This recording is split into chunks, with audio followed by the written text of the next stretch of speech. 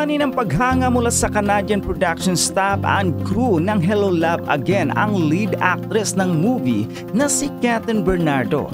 Bago kasi magsimula ang first shooting day nila sa Calgary, Canada ay nagpakilala muna si Kathryn sa buong production team ng Hello Love Again. Si Direk Cathy Garcia Sampana mismo ang kumuha ng video habang ini-introduce ng kapamilya actress ang sarili sa mga taong nakapalibot sa kanya.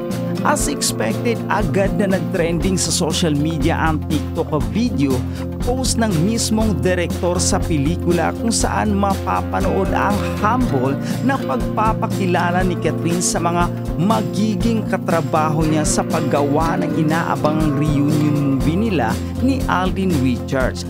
Puring-puri rin ng mga kababayan nating matagal na ring nanirahan sa Canada ang pagiging humble at kabaitan ng kapamilya actress sa fans.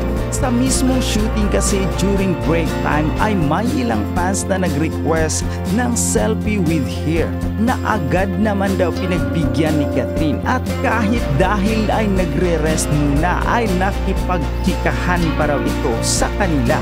At kahit halos wala raw makeup ay gandang-ganda rin sila kay Kathryn. Samantala habang binabalita ang balitang ito, nasa Canada na rin si Alden. Pero may ilang araw rin itong mawawala sa shoot dahil sa mga gagawin niyang shoes kasama ang ilang kapuso stars. Sumunod din sa Calgary ang mami ni Kathryn na si Men Bernardo para samahan ang kanyang bunsong anak.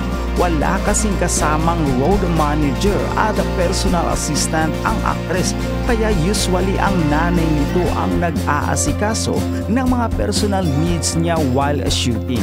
Samantala dahil nasa Canada na nga si Kathryn, may mga fans na nagwi-wish sa kanya sa social media na sana raw ay magkaroon din ng time ang actress na manood ng Baniverse concert ng Bani. Pero mukhang malabong mangyari yon dahil priority ni Kathryn ang pagsushoot ng kanilang pelikula na ipapalabas na nga sa mga sinihan on November 13.